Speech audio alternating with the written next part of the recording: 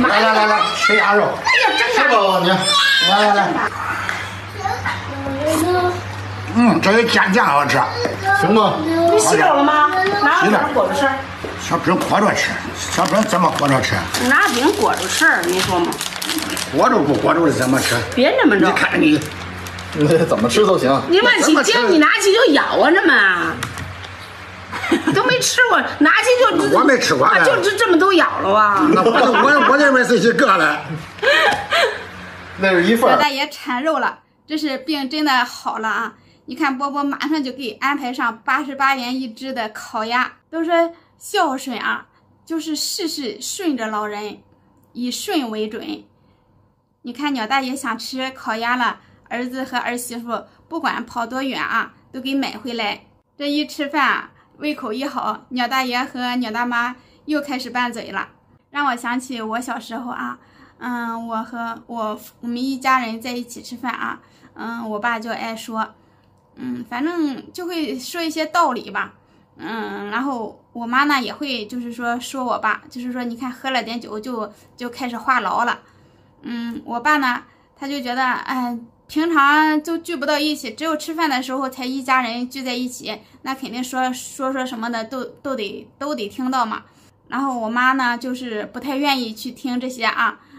当然我和我哥肯定也不愿意听啊，肯定是就是唠叨我们嘛，教育我们哪做的不对的地方，或者是应该怎么做的地方，然后每次都是这样，所以说我妈有时候也会争执两句啊。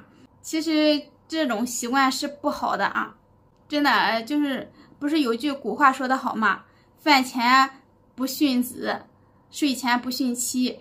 这句话的意思相信大家都小时候总觉得饿不到时候啊，每次吃饭我妈都说是催饭精，还不吃饭饿死了，就是反正就是很饿嘛。你想小孩肯定是消化系统要好一点，你看到处跑是吧，就饿了，消化的快。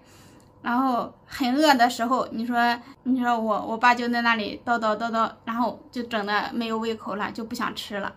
这样的话真的这个心情啊真的很影响到胃的啊。像这种习惯啊延续到我出去打工之后，然后回来以后，我就觉得我父母真的是变了啊。像我爸的话，他再也没有那么多唠叨了啊，就是亲的不得了，就是你看回来又给我闺女做好吃的，做这个做那个的话，他就觉得你看就是好长时间见不到嘛，别说你几句了，就是夸还来不及的那种，反正看着就是很高兴的那种啊。